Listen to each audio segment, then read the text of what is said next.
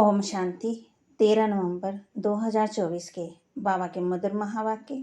बाबा कहते, मीठे बच्चे, सभी को पहले पहले अलफ का पाठ पक्का कराओ। आप आत्मा भाई भाई हैं। सभी को पहले पहले अलफ का पाठ पक्का कराओ। आप आत्मा भाई भाई हैं। प्रश्न, किस एक बात में श्रीमत मनुष्य मत के बिल्कुल ही विपरीत है? किस एक बात में श्रीमत मनुष्य मत के बिल्कुल ही विपरीत है? उत्तर, मनुष्य मत कहती है कि हम मोक्ष में चले जाएंगे। श्रीमत कहती है यह ड्रामा अनादि अविनाशी है, मोक्ष किसी को मिल ही नहीं सकता है।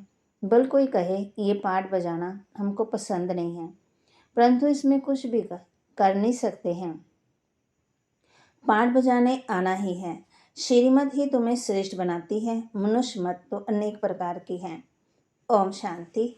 अभी ये तो बच्चे जानते हैं कि हम बाबा के सामने बैठे हैं। बाप भी जानते हैं बच्चे हमारे सामने बैठे हैं। ये भी तुम बच्चे जानते हो। बाप हमें शिक्षा देते हैं जो फिर औरों को देनी है। पहले पहले तो बाप का ही परिचय देना है, क्योंकि सभी बाप को और बाप की शिक्षा को भूले हुए हैं। अभी जो बाप पढ़ाते हैं ये पढ़ाई फिर 5000 वर्ष के बाद मिलेगी। ये ज्ञान और कोई को है ही नहीं। मुख्य हुआ बाप का परिचय, फिर ये सब समझाना है। हम सब भाई भाई हैं। सारी दुनिया की जो भी आत्मा है सब आपस में भाई भाई हैं। सभी को अपना अपना पाठ मिला हुआ है, इस शरीर द्वारा बजाते हैं। अभी तो बाप आए हैं नई दुनिया में ले जाने के लिए, जिसको स्वर्ग कहा जाता है। परंतु अभी सब भाई पतित है ना, एक भी पावन नहीं। सभी पतितों को पावन बनाने वाला एक ही बाप है। ये है ही पतित विकारी रावण की दुनिया। रावण का अर्थ ही है 5 विकार स्त्री में, 5 विकार पुरुष में। बाप बहुत सिंपल रीति समझाते हैं। तुम भी ऐसे समझा सकते हो। तो पहले पहले ये समझाओ कि हम आत्मा का वह बाप है। हम सभी आपस में भाई भाई हैं। पूछो जो ठीक है, लिखो हम सब भाई भाई हैं। हमारा बाप एक ही है। हम सब सोल्स, वह सुप्रीम सोल, उनको फादर कहा जाता है। ये पक्का बुद्धि में बिठाओ तो सर्वव्यापी आदि का किचड़ा पट्टी निकल जाए। अलग पहले पढ़ाना है। बोलो, ये पहले अच्छी रीति बैठ लिखो। आगे सर्वव्यापी कहता था, अब समझता हूँ सर्वव्यापी नहीं, हम सब भाई भाई हैं। सब आत्माएं कहती हैं गॉड फादर, परम पिता परमात्मा, अल्लाह। पहले तो ये निश्चय बिठाना है कि हम आत्मा हैं, परमात्मा नहीं हैं। ना हमारे में परमात्मा व्यापक है। सभी को आत्मा व्यापक है ना, अंदर है ना। आत्मा शरीर के आधार से पाठ बजाती है, ये पक्का कराओ। अच्छा, फिर वह बाप सृष्टि चक्र के आदि मध्यांत का ज्ञान सुनाते हैं। बाप ही टीचर के रूप में बैठ समझाते हैं। लाखों वर्ष की बात नहीं है। ये चक्कर अनादि बना बनाया है। इक्वल कैसे है इसको जानना पड़े। सज्ज त्रेता पास्ट हुआ, नोट करो। उनको कहा जाता है स्वर्ग और सेमी स्वर्ग। वहाँ देवी देवताओं का राज्य चलता। सतयुग में 16 कला, त्रेता में 14 कला। सतयुग का प्रभाव बहुत भारी है, नाम ही है स्वर्ग, हेवन। नई दुनिया सतयुग को कहा जाता है, उसकी ही महिमा करनी है। नई दुनिया में है ही एक आदि सनातन देवी देवता धर्म। चित्र भी तुम्हारे पास है निश्चय कराने के लिए। ये सृष्टि का चक्कर कैसे फिरता है। इस कल्प की आयु 5000 वर्ष है। अब सूर्यवंशी चंद्रवंशी तो बुद्धि में बैठा है। विष्णुपुरी ही बदल राम सीतापुरी बनती है। उनकी भी डिनास्टी चलती है। 2 युग पास्ट हुए, फिर आता है द्वापर युग, रावण का राज्य।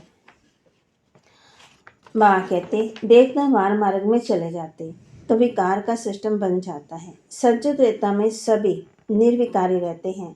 एक आदि सनातन देवी देवता धर्म रहता है। चित्र भी दिखाना है। बाप हमको टीचर होकर ऐसे पढ़ाते हैं। बाप अपना परिचय खुद ही आकर देते हैं। खुद कहते हैं, मैं आता हूँ पतितों को पावन बनाने के लिए, तो मुझे शरीर जरूर चाहिए, नहीं तो बात कैसे करूँ। मैं चेतन हूँ, सत्य हूँ और अमर हूँ। सतो रजो तमो में आत्मा आती है। आत्मा ही पतित, आत्मा ही पावन बनती है। आत्मा में ही सब संस्कार है। पास्ट के कर्म व विकर्म संस्कार आत्मा ले आती है। सतयुग में तो विकर्म होता नहीं, कर्म करते हैं पाठ बजाने, परंतु वह कर्म अकर्म बन जाता है। गीता में भी अक्षर है, अभी तुम प्रैक्टिकल में समझ रहे हो, जानते हो बाबा आया हुआ है पुरानी दुनिया को बदल नई दुनिया बनाने। जहाँ कर्म अकर्म हो जाते हैं उनको ही सत्युग कहा जाता है, और यहाँ फिर ये कर्म विकर्म होते हैं जिसको कलयुग कहा जाता है। तुम अभी हो संगम पर। बाबा दोनों ही तरफ की बात सुनाते हैं। एक एक बात अच्छी रीति समझे। बाप टीचर ने क्या समझाया है। अच्छा, बाकी है गुरु का कर्तव्य, उनको बुलाया ही है आकर के हम पतितों को पावन बनाओ। आत्मा पावन बनती है, फिर शरीर भी पावन बनता। जैसे सोना वैसे जेवर भी बनता। 24 कैरेट का सोना लगे तो खाद नहीं डालेंगे तो जेवर भी ऐसा सतो प्रधान बनेगा। पहले भाट 24 कैरेट पक्के सोने की चिड़िया था, अभी सतो प्रधान नई दुनिया थी ना, अर्थात सतो प्रधान नई दुनिया थी, फिर अब तमो प्रधान है। पहले प्योर सोना था, नई दुनिया पवित्र थी, पुरानी दुनिया अपवित्र, खाद पड़ती जाती है। ये बाप ही समझाते हैं, और कोई मनुष्य गुरु लोग नहीं जानते हैं। बुलाते हैं ना आकर के पावन बनाओ।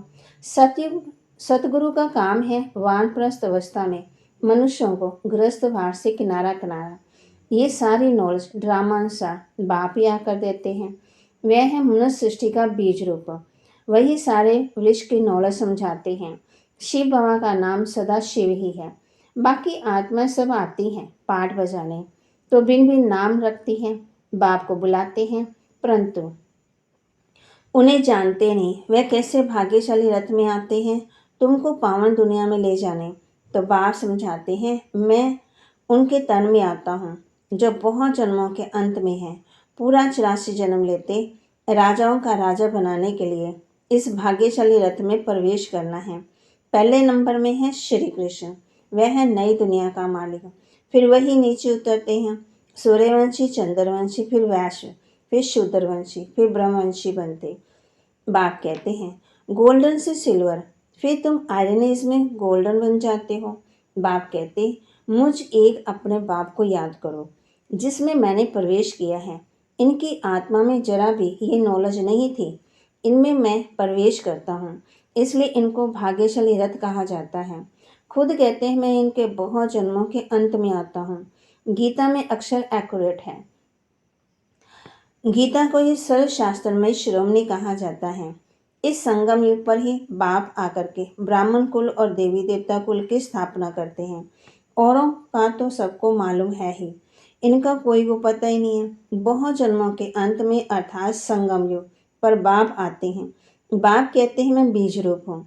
श्री कृष्ण तो है ही सत्युग का रहवासी, उनको दूसरी जगह तो कोई देख न सके। जन्म लेते नाम रूप देश काल सब बदल जाता है। पहले छोटा बच्चा सुंदर होता है, फिर बड़ा होता है, फिर शरीर थोड़ा छोटा, वह शरीर छोड़ दूसरा छोटा लेता है। ये बना बनाया खेल है, आना भी है और जाना भी है। ड्रामा के अंदर फिक्स है, दूसरे शरीर में तो उनको श्री कृष्ण नहीं कहेंगे। उस दूसरे शरीर पर नाम आदि फिर दूसरा पड़ेगा। समय, फीचर्स, तिथि, तारीख आदि सब बदल जाता है। वर्ल्ड की हिस्ट्री जरा फिर हूबहू रिपीट कहा जाता है, तो ये ड्रामा रिपीट होता रहता है। सतो रजो तमो में आना ही है। सृष्टि का नाम, युग का नाम सब बदलते जाते हैं। अभी यह है संगम युग, मैं आता हूँ संगम युग पर। ये हमको अंदर में पक्का करना है। बाप हमारा बाप भी है, टीचर भी है, गुरु भी है, जो फिर सतो प्रधान बनने की युक्ति बहुत अच्छी बताते हैं। गीता में भी है, देश आए दे के सब धर्म छोड़ अपने को आत्मा समझो, वापस अपने घर जाना है। भक्ति मार्ग में कितनी मेहनत करते भगवान पास जाने के लिए, वह है मुक्ति धाम। कर्म से मुक्त हम इन कारपोलियर दुनिया में जाकर बैठते हैं। निराकारी दुनिया में पाठधारी घर गया तो पाठ से मुक्त हुआ। सब चाहते हैं हम मुक्ति पाएं, परंतु मुक्ति तो किसी को मिल न सके। ये ड्रामा अनादि अविनाशी है। कोई कहे ये पाठ बजाना हमको पसंद नहीं है, परंतु इसमें कोई कुछ कर न सके। ये अनादि ड्रामा बना हुआ है, एक भी मुक्ति को नहीं पा सकते हैं। वह सब है अनेक प्रकार के मनुष्य मत। यह है श्रीमत, श्रेष्ठ बनाने के लिए। मनुष्य को श्रेष्ठ नहीं कहेंगे, देवताओं को श्रेष्ठ कहा जाता है। उनके आगे सब नमन करते हैं, तो वह श्रेष्ठ ठहरे ना। परंतु ये भी किसी को पता ही नहीं है। अभी तुम समझते हो कि 84 जन्म तो लेना ही है। श्री कृष्ण देवता है, वैकुंठ का प्रिंस, वह यहाँ कैसे आएगा? ना उसने गीता सुनाई, सिर्फ देवता था, इसलिए सभी लोग उनको पूजते हैं। देवता है पावन, खुद पति ठहरे, कहते भी हैं मुझ निर्गुण हारे में कोई गुण नहीं। आप हमको ऐसा बनाओ। शिव के आगे जाकर कहेंगे हमको मुक्ति दो। वह कभी जीवन मुक्त जीवन बंद में आते ही नहीं हैं, इसलिए उन्हें पुकारते हैं मुक्ति दो। जीवन मुक्ति भी वही देते हैं। अभी तुम समझते हो बाबा और मम्मा के हम बच्चे हैं, उनसे हमें अथाह धन मिलता है। मनुष्य तो बेसमझी से मांगनी करते हैं। बेसमझ तो जरूर दुखी होंगे ना, अथाह दुख भोगने पड़ते हैं। तो ये सब बातें बच्चों की बुद्धि में रखनी है। एक बेहद के बाप को ना जानने कारण कितना आपस में लड़ते झगड़ते रहते हैं। बाप नई दुनिया स्थापन करते, अभी तो है ही पतित आत्मा की पतित दुनिया। पावन दुनिया सज्जु को कहा जाता है, पुरानी दुनिया को कलजु। तो बुद्धि में ये सब बातें हैं ना। पुरानी दुनिया का विनाश हो जाएगा, फिर नई दुनिया में ट्रांसफर हो जाएंगे। अभी हम टेम्परेरी संगम युग पर खड़े हैं। पुरानी दुनिया में नई बन रही है ना, नई दुनिया का पता ही नहीं। तुम्हारी बुद्धि अब नई दुनिया में जानी चाहिए। उठते बैठते यही बुद्धि में रहे कि हम पढ़ाई पढ़ रहे हैं, बाप हमको पढ़ाते हैं। स्टूडेंट को ये याद रहना चाहिए, फिर भी वह याद नंबरवार पुरुषार्थ अनुसार ही रहती है। बाप भी नंबरवार पुरुषार्थ अनुसार याद प्यार देते हैं। अच्छा, पढ़ने वाले को टीचर जरूर प्यार ज़्यादा करेंगे ना। कितना अंतर पड़ जाता है। अब बाप तो समझाते रहते हैं, बच्चों को धारणा करनी है, एक बाप के सिवाय और कोई तरफ बुद्धि न जाए। बाप को याद नहीं करेंगे ना, तो पाप कैसे कटेंगे? माया घड़ी घड़ी तुम्हारा बुद्धि योग तोड़ देती है। माया बहुत धोखा देती है।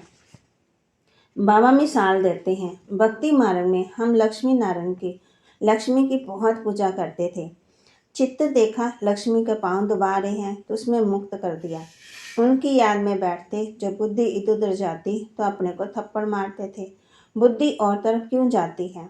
आखिर विनाश भी देखा, स्थापना भी देखी। शास्त्रकार की आश पूरी हुई, समझा अब नई दुनिया आती है, हम ये बनेंगे, बाकी ये पुरानी दुनिया का विनाश हो जाएगी। पक्का निश्चय हो गया। अपनी राजधानी का भी शास्त्रकार हुआ, बाकी इस रावण के राज्य को क्या करेंगे, जबकि स्वर्ग की राजाई मिलती है। ये हुई ईश्वरीय बुद्धि। ईश्वर ने प्रवेश कर ये बुद्धि चलाई। ज्ञान कलश तो माताओं को मिलता, तो माताओं को ही सब कुछ दे दिया। तुम कारोबार संभालो, सबको सिखलाओ। सिखलाते सिखलाते यहाँ तक आ गए।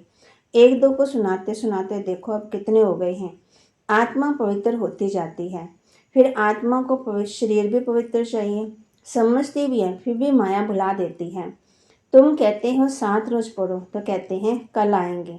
दूसरे दिन माया आ गई, आते ही नहीं। भगवान पढ़ाते हैं तो भगवान से नहीं आकर पढ़ते, कहते भी हैं हाँ जरूर आएंगे, परंतु माया उड़ा देती है, रेगुलर होने नहीं देती है। जिन्होंने कल पहले पुरुषार्थ किया वे जरूर करेंगे, और कोई हट्टी है ही नहीं। तुम पुरुषार्थ बहुत करते हो, बड़े बड़े म्यूजियम बनाते हो। जिन्होंने कल पहले समझा वही समझेंगे। विनाश होना है, स्थापना भी होती जाती। आत्मा पढ़कर फर्स्ट क्लास शरीर लेगी। एम ऑब्जेक्ट ये है, ये याद क्यों नहीं पढ़ना चाहिए? अभी हम नई दुनिया में जाते हैं अपने पुरुषार्थ अनुसार। अच्छा, मीठे मीठे सिक्के लदे बच्चों प्रति माता पिता बाप दादा का याद प्यार और गुड मॉर्निंग। रूहानी बाप की रूहानी बच्चों को नमस्ते। रूहानी बच्चों की रूहानी बाप दादा को दिलवा चांद सिकवा प्रेम से नमस्ते। धारणा के लिए मुख्य सार, बुद्धि में सदा याद रहे कि अभी हम थोड़े समय के लिए संगम युग पर बैठे हैं। पुरानी दुनिया विनाश होगी तो हम नई दुनिया में ट्रांसफर हो जाएंगे, इसलिए इससे बुद्धि योग निकाल देना है। सभी आत्माओं को बाप का परिचय दे, कर्म अकर्म विकर्म की गुहे गति सुनानी है।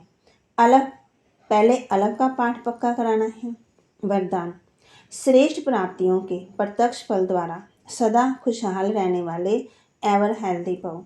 श्रेष्ठ प्राप्तियों के प्रत्यक्ष फल द्वारा सदा खुशहाल रहने वाले एवर हेल्दी भव। संगम युग पर अभी अभी किया और अभी अभी श्रेष्ठ प्राप्ति की अनुभूति हुई। ये है प्रत्यक्ष फल, सबसे श्रेष्ठ फल, समीपता का अनुभव होना। आजकल साकार दुनिया में कहते हैं कि फल खाओ तो तंदुरुस्त रहेंगे। हेल्दी रहने का साधन फल बताते हैं और आप बच्चे हर सेकंड प्रत्यक्ष फल खाते ही रहते हो, इसलिए एवर हेल्दी हो ही। यदि आपसे कोई पूछे कि आपका क्या हाल चाल है तो बोलो फरिश्तों की चाल है और खुशहाल है। स्लोगन, सबकी दुआओं के खजाने से संपन्न बनो तो पुरुषार्थ में मेहनत नहीं करनी पड़ेगी। सबकी दुआओं के खजाने से संपन्न बनो तो पुरुषार्थ में मेहनत नहीं करनी पड़ेगी। बाबा के महावाक्य को लाइक करें, शेयर करें, सब्सक्राइब करें और अपने जीवन में धारण करें। और बाबा ने आज हम बच्चों को ये भी पक्का कराया है कि बुद्धि में सदा याद रहे कि अभी हम थोड़े समय के लिए हैं, संगम युग पर बैठे हैं। पुरानी दुनिया का विनाश होगा, हम नई दुनिया में ट्रांसफर हो जाएंगे, इसलिए इससे बुद्धि योग निकाल देना है। और बाप का परिचय दे, कर्म अकर्म विकर्म की गुहे गुती सुनानी है। पहले अलग का पाठ पक्का कराना है।